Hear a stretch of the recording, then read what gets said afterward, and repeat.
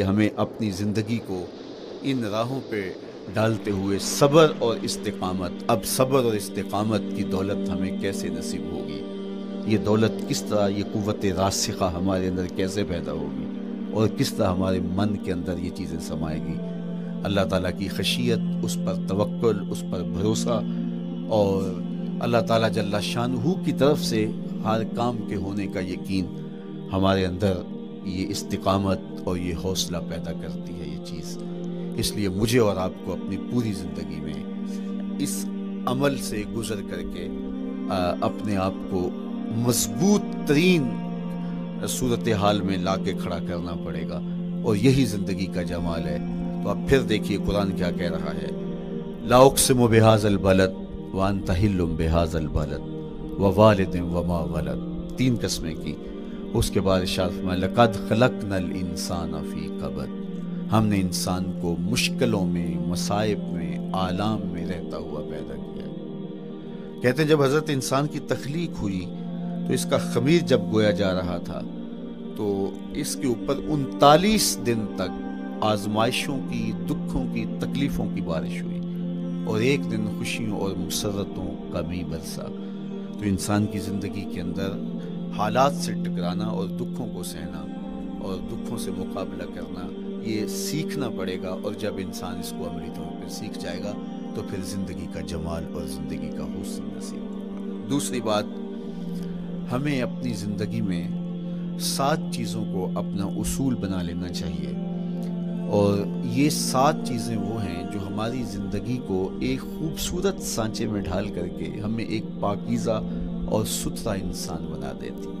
پہلی چیز، التمسک بکتاب اللہ، اللہ کی کتاب سے جڑ جانا، وابستہ ہو جانا۔ جب ہم کتاب اللہ سے وابستہ ہو جائیں تو پھر ہمارے باطن کی اور نفس کی تربیت ہوتی ہے، اور پھر ہم وہ مطلوب انسان بنتے ہیں جو ہمارا رب ہم سے تقاضا کرتا ہے۔ تو اس لیے ہمیں اپنی زندگی میں اس چیز کو لازم کر لینا چاہیے کہ ہمارا کوئی بھی دن قرآن مجید کی تلاوت کے بغیر نہ گزرے۔ اپنے دن کا آغاز قرآن مجید کی تلاوت سے کیجیے۔ سورہ یاسین سے جو اپنے دن کا آغاز کرتا ہے، سارا دن اللہ کی امان میں رہتا ہے، اس کی حفاظت میں رہتا ہے۔ اور اپنی شب کا آغاز سونے سے پہلے سورہ الملک کی تلاوت کریں، آپ ساری شب اللہ کی امان میں، اس کی حفاظت میں رہیں گے۔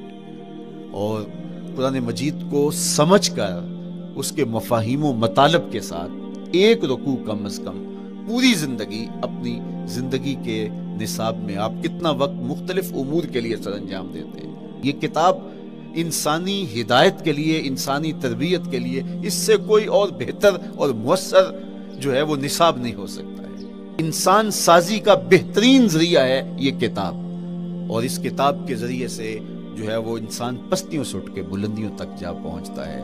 اقبال نے تو کہا کہ گر تمی خواہی مسلمان زیستن، نیست ممکن جز بقرآن زیستن، اگر تو مسلمان بن کے جینا چاہتا ہے تو قرآن کے بغیر ایک قدم بھی نہیں چل سکتا۔ تو آگے چل کے اسی نظم میں کہا کہ فاش می گوئم آنکھ در دل مزمرست، این کتاب نیست چیزیں دیگرست، اگر میں کھل کے بیان کر دوں جو میرے سینے میں چھپا ہے تو میں تجھے بتا دوں کھل کے یہ کتاب نہیں، یہ کوئی اور ہی شے ہے۔ کن لوگوں کو کہاں سے اٹھایا اور یہ کتاب کہاں تک لے گئی، جو باہمی جنگ و جدل میں الجھے ہوئے تھے اور حرف شناس بھی نہیں تھے، جو سواد آشنا بھی نہیں تھے، پھر انہوں نے جو ہے وہ روما کی سلطنت بھی الٹ کے رکھ دی۔ یہ کرشمہ تھا اس کتاب کا، جس نے زندگی کا جمال ان کی روحوں کے اندر پیدا کر دیا۔ تو میں اور آپ اپنی زندگی میں قرآن مجید سے کبھی بھی دور نہ ہوں، روزانہ کی بنیاد پہ آپ تلاوت کلام مجید اپنی زندگی میں شامل رکھیں۔ انشاءاللہ اس کے اجالے دنیا میں اور آخرت میں آپ اپنی آنکھوں سے مشاہدہ کریں گے۔ حضرت امام احمد بن حنبل فرماتے ہیں، میں نے رب سے کہا کہ مجھے اپنا قرب عطا کر، آواز آئی میرا قرب چاہتے ہو تو قرآن پڑھا کر۔ یہ رب کی قربت کی بھی ضمانت ہے اور ضبط نفس اور باطن کی تربیت کا بھی ذریعہ ہے۔ اچھا، دوسری بات، والاقتداء بسنت رسول اللہ صلی اللہ علیہ وآلہ وسلم، ہمارے لیے بہترین نمونہ ہمارے حضور علیہ الصلوۃ والسلام کی زندگی ہے، حضور کے دیا ہوا نظام حیات ہے جس پر حضور نے خود عمل کر کے دکھایا۔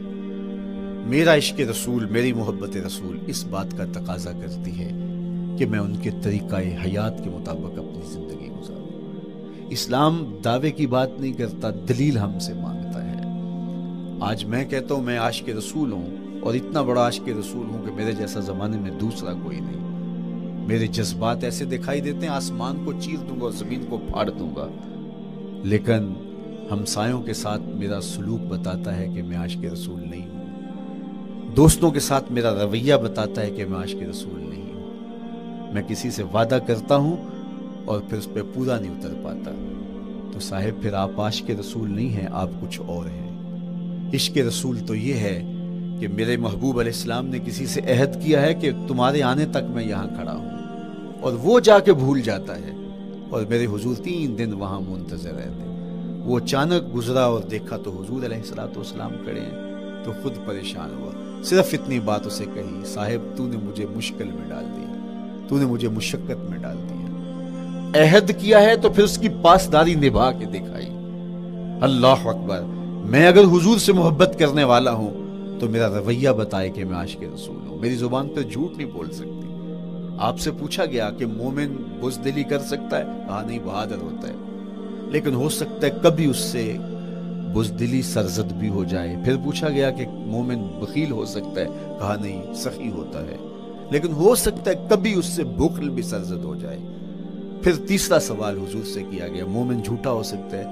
فرمایا جھوٹا نہیں ہو سکتا، یہ پکی بات ہے کہ مومن جھوٹ نہیں بول سکتا۔ میں اور آپ اپنے رویوں میں دیکھیں کہ ہم کھڑے کہاں ہیں۔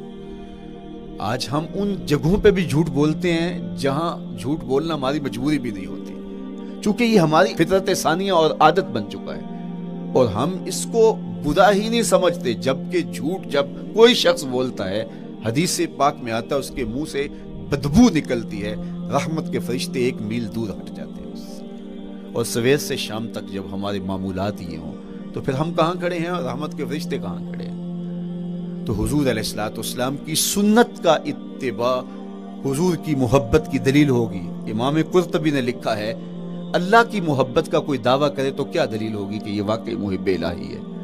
تو کہا اللہ سے محبت کا دعویٰ کرنے والے کے لیے دلیل یہ ہے کہ وہ قرآن سے پیار کرے۔ قرآن سے پیار اور قرآن سے محبت کی دلیل یہ ہے کہ حضور کا پیار سینے میں رکھے۔ حضور سے محبت کی دلیل یہ ہے کہ سنت رسول سے پیار کرنے والا ہو، اور سنت رسول سے پیار کرنے کی دلیل یہ ہے کہ بدعات سے اجتناب کرنے والا ہو۔ ہر وہ طریقہ جو میرے حضور نے نہیں دیا اس کو اختیار نہ کرے، اس طریقے کو اختیار کرے جو حضور علیہ السلام کا عطا کرتا ہے۔ تیسری بات، عقل الحلال۔ یہ وہ بنیادی اصول ہیں جو ہماری زندگیوں میں اتر جانے چاہیے، اور ہم ایک صالح اور خوبصورت انسان بن کے اس معاشرے کا حصہ بن سکتے ہیں۔ عقل حلال زندگی میں شامل ہو تو زندگی کو جمال نصیب ہوتا ہے، اور باطن اور ظاہر کو طمانینت نصیب ہوتی ہے۔ اگر رزق پاک نہیں ہے تو آپ کعبے بھی جائیں تو وہاں بھی آپ محروم پلٹیں گے۔ میرے حضور علیہ السلام نے فرمایا، ایک بندہ لمبا سفر کر کے گیا، اشعث اغبر کے لفظ ہیں، اس کے بال بکھرے ہوئے ہیں، سفر کی گرد پڑی ہوئی ہے، اور لباس بھی پھٹا ہوا ہے، شکستہ حالت، پراگندہ صورت، اور کھڑا ہے کعبۃ اللہ کے سامنے، یمد یدیہ، دونوں ہاتھ لمبے کر کر کے دعا مانگ رہا ہے، اور کیا کہتا ہے؟ اے اللہ، اے اللہ، وَمَطْعَمُهُ حَرَامٌ وَمَشْرَبُهُ حَرَامٌ وَمَلْبَسُهُ حَرَامٌ وَغُذِّيَ بِالْحَرَامِ۔